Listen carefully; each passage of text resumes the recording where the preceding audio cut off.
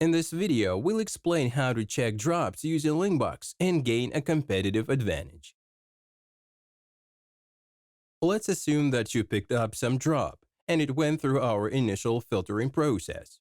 We will not look into the primary filtration parameters now. They're all different but still alike in some ways, for it's the number of domains, link profile evenness, anchor list frequency, etc. So let's move on to the drops links.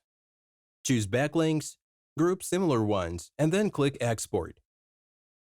A data table appears. Pay attention to the referring page URL section.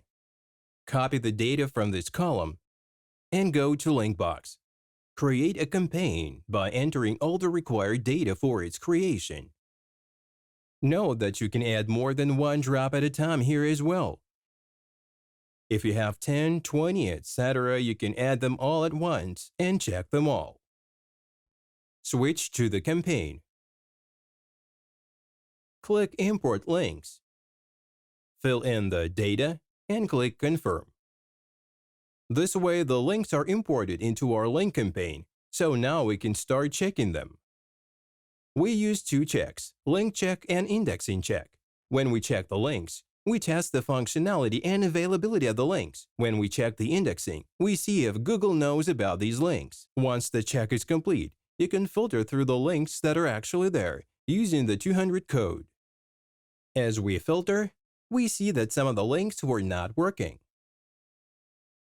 A part of the links was not indexed, and it's almost half.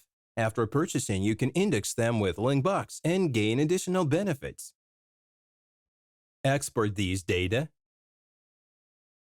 In this case, we get a table, where we need only two columns, a link column with our donor pages and the status of indexing. Given that we've already picked up only usable links, no further action is required. We get such data where we convert text marks into digital ones. 0 is not in the index, 1 is.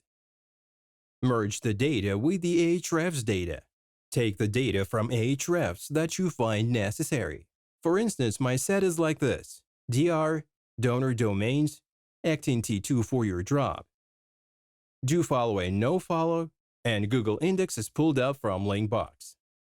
We can see here that these links have already been removed, and if you wanted to pay extra for this domain for them, you can see that you shouldn't.